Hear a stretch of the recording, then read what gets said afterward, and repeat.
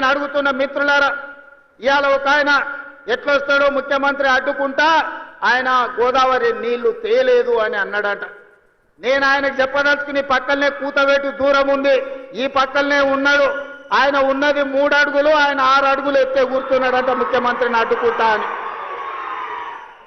3 అడుగులు ఆయనకు నేను ఒక మాట చెప్పదలుచుకున్నా. 3 రోజులు అవకాశం ఇస్తే గోదావరి జలాలు తుంగతుర్తి నియోజకవర్గానికి తెస్తా అని ఆయన పేపర్ల ప్రకటన చూసిన. 3 రోజులు కాదు, 10 ఏళ్ళు మీకు అవకాశం ఇచ్చిండు. ఎందుకు దేవాదుల నుంచి తుంగతుర్తికి నీళ్లు తీసుకురావలేదు, గోదావరి జలాలతోని ఈ ప్రాంత భూములను ఎందుకు తడపలేదు అని నేను అడుగుతున్నా. అందుకే ఆయనకు చెప్పదలుచుకున్నా, అయ్యా గ్లాసులో సోడా పోసినట్టు కాదు గోదావరి జలాలు తుంగతుర్తికి తేవడం అంటే.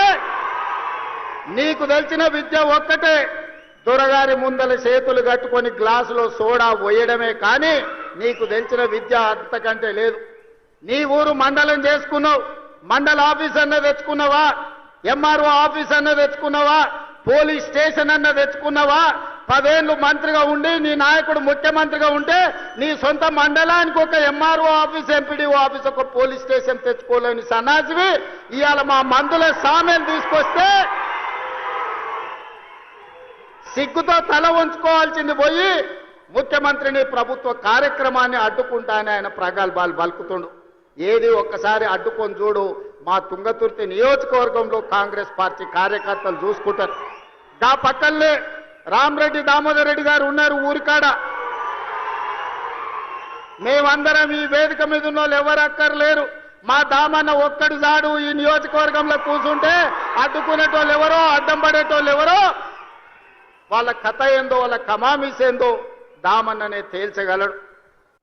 ఇవన్నీ నేను మాట్లాడగలను, కానీ ఇది అధికార కార్యక్రమం కాబట్టి ఎక్కువ తక్కువ నేను ఇంకా చెప్పదలుచుకోలేదు.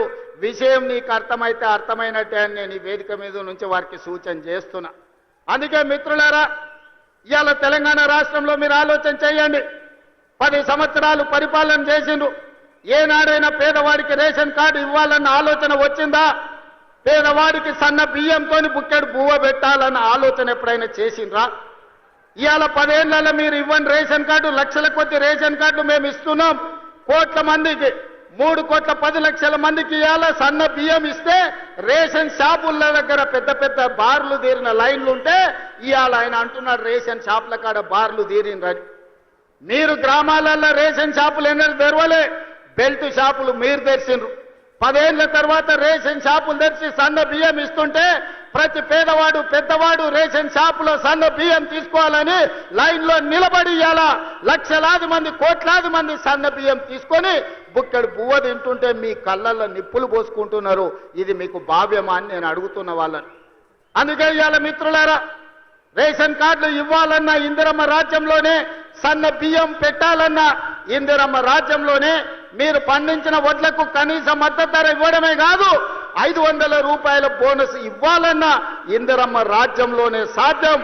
మీరు బ్యాంకుల్లో తెచ్చుకున్న అప్పులు 2 లక్షల రూపాయల రుణమాఫీ, 25,55,968 మందికి 21,000 కోట్ల రూపాయలు 15 ఆగస్టు నాడు మీకు రుణ విముక్తులను చేసి ఏ విధంగా దేశ స్వతంత్రం పేదలకు వచ్చిందో, రుణ విముక్తి నుంచి బ్యాంకుల నుంచి స్వతంత్రం ఇప్పించి పేదలకు 21,000 కోట్ల రూపాయల రైతు రుణమాఫీ చేసిన ప్రభుత్వం ఇందిరమ్మ రాజ్యం అని నేను ఈ సందర్భంగా చెప్తున్నా.